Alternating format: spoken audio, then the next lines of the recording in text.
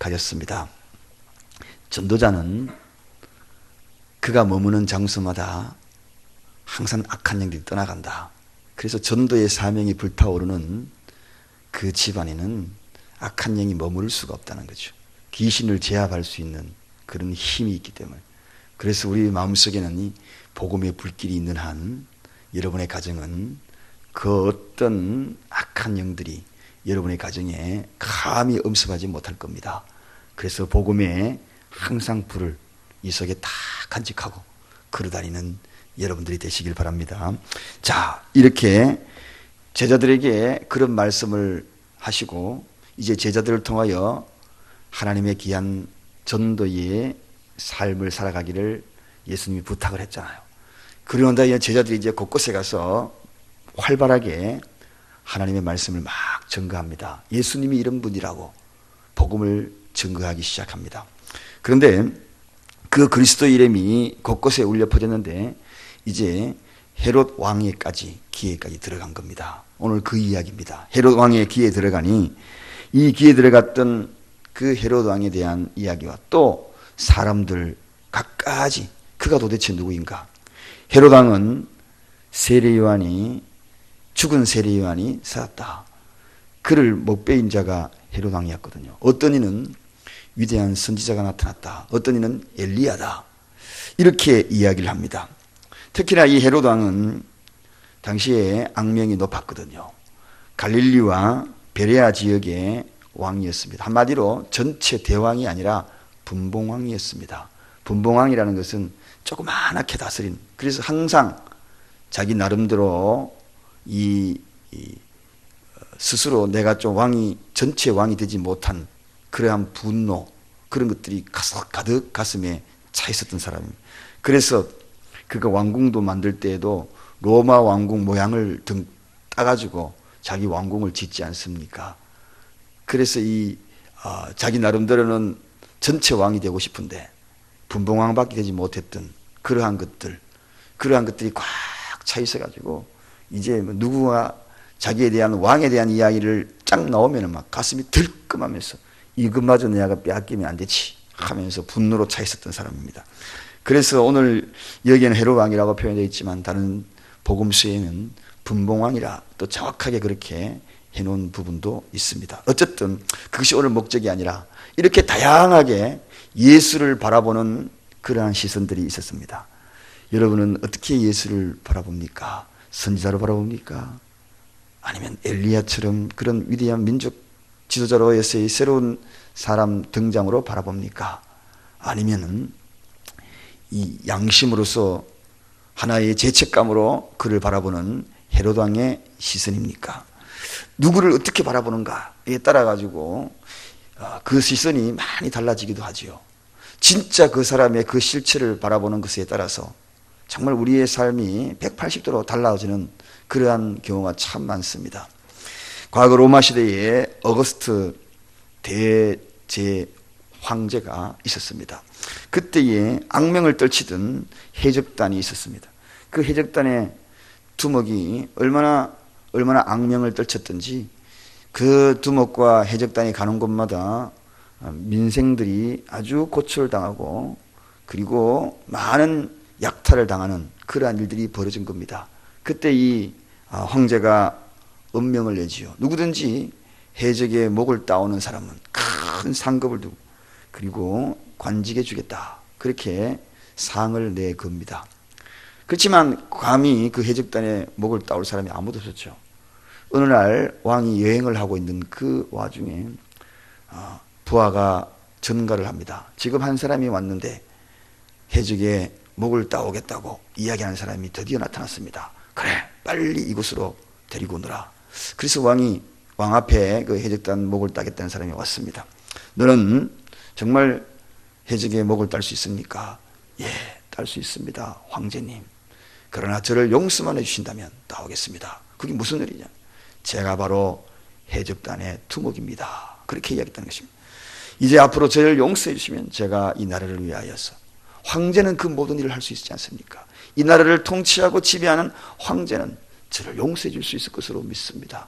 한 번만 용서해 주시면 제가 이 나라를 위하여 충성을 다하고 제가 그동안에 약탈한 모든 것들을 다 불쌍한 사람들 다 나눠주고 황제에게 바치겠습니다. 그 이야기를 듣고 황제는 모든 것을 다 할 수 있다. 그 말을 들은 이 황제는 그래 내가 너를 용서해 주마. 얼마나 충성을 다하는지 그동안에 해적했던 거 다 용서해 주고 그리고 심지어는 그 해적의 두목을 해군 사령관으로 임명하여 그 나라의 큰 일꾼이 되었다. 여러분 누군가를 알아본다는 거 황제는 모든 것을 다 할 수 있는 분이 아닙니까? 모든 것을 용서해 줄 수 있는 분이 아닙니까? 그 말 한마디 들었던 이 황제가 자기를 인정해주고 알아보니까요 다 용서해주고 심지어는 해군 사령관까지 임명해줬다. 여러분 이 이야기는 무슨 이야기인가? 우리가 예수를 어떻게 알아보느냐 어떻게 알아보느냐에 따라 가지고 내 인생이 달라지는 겁니다. 아무리 주홍 같은 붉은 죄를 지었다 할지라도 해적의 우두머리가 되었다 할지라도 당신은 나를 용서해 줄 수 있는 분, 그 붉은 죄조차도 사하여 주실 수 있는 분이 아닙니까? 주님 내가 왔습니다. 천부여 주옵소서. 주님 내가 두 손 들고 왔습니다.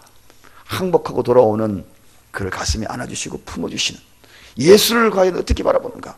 여러분 오늘 예수를 제대로 바라보는 사람은 어떤 것도 하나님은 용납해 주시고 그분을 어떻게 바라보는가에 따라 가지고 그의 인생이 완전히 달라지는 그런 모습을 많이 봅니다.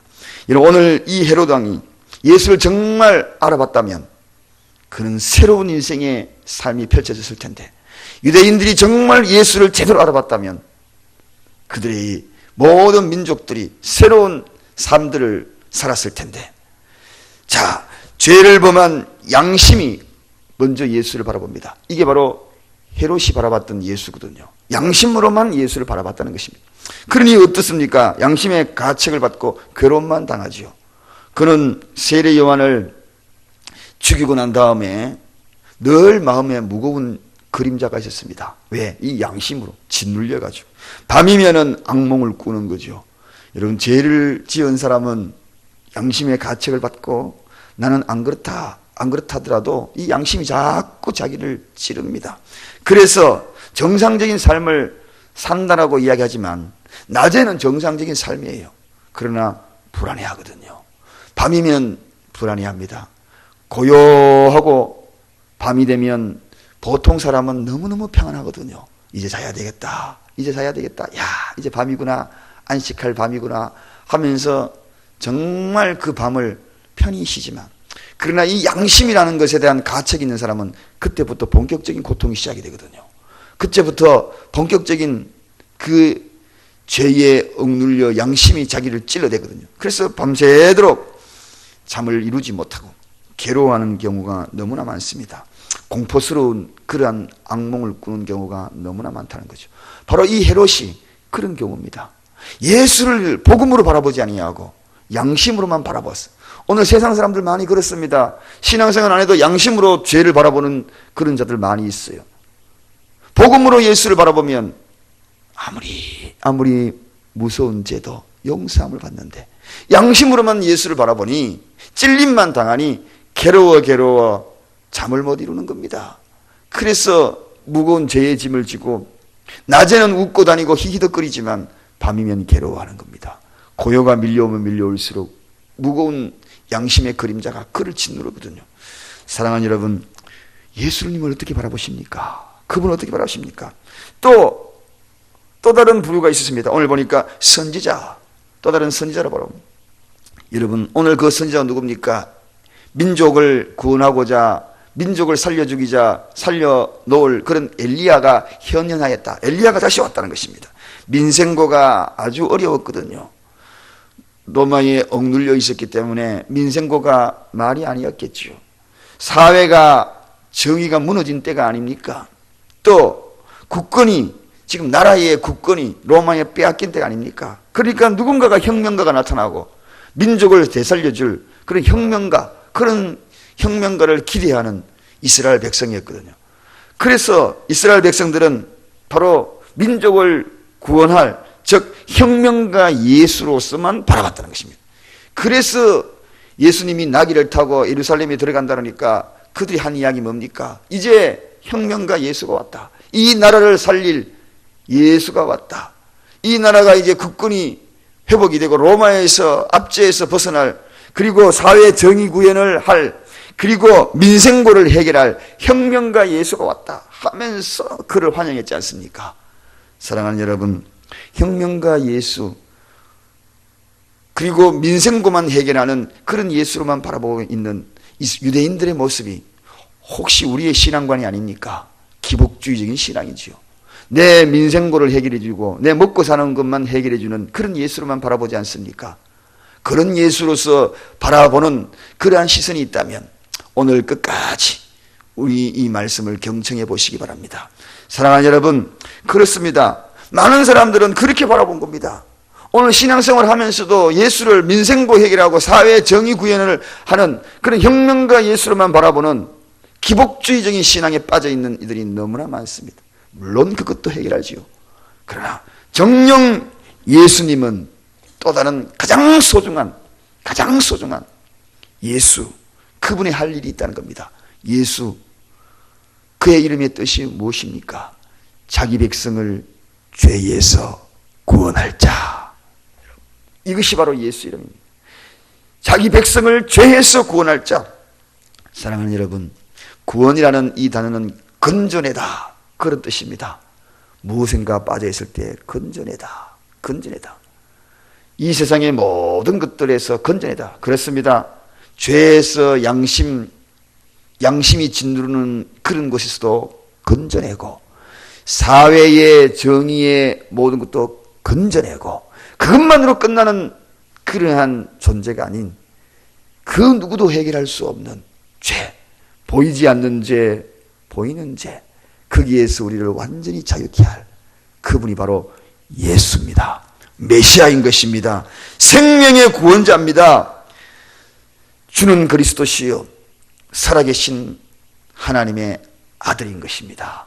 그분을 믿어야만, 그분에게 굴복하여야만 우리 인생이 그때부터 온전한 자유함을 얻는 것입니다.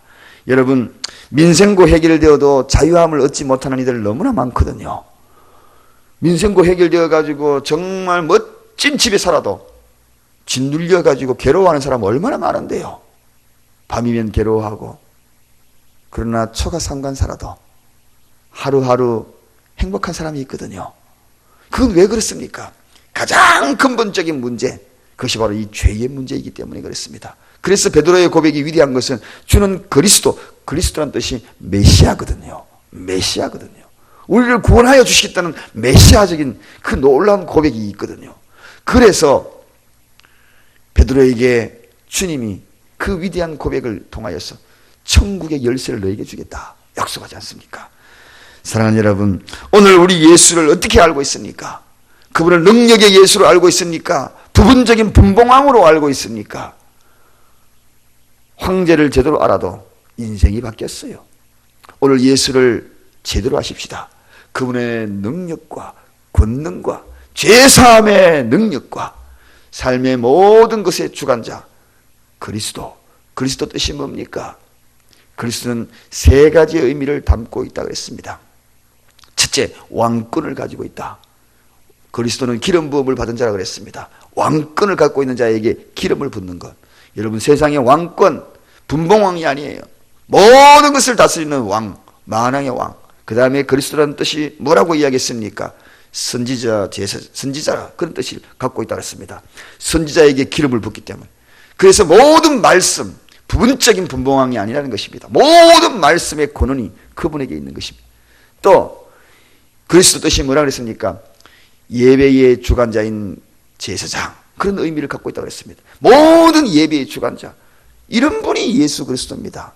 부분적으로 다리만 잡는, 그래서 장님의 신앙생활 하는 것이 아닙니다. 그래서 그분의 제대로 안다면 오늘 우리의 삶은, 오늘 이 시간 저와 여러분은 오늘 이 새벽에 온 것만 하더라도 놀라운 그를 경험하게 될 것이고 내 삶의 전환점이 될 것이고, 예수 바라게 하십시다. 그분 누구신가? 내 삶의 판도를 바꿔놓을 그분, 선지자, 대제사장, 그리고 왕권, 이 모든 걸 갖고 있는 그분에게 오늘 저와 여러분이 나왔습니다. 그래서 그분에게 맡기는 겁니다. 모든 죄의 문제까지 다 해결해 줄 수 있는 그분에게 맡기는 겁니다.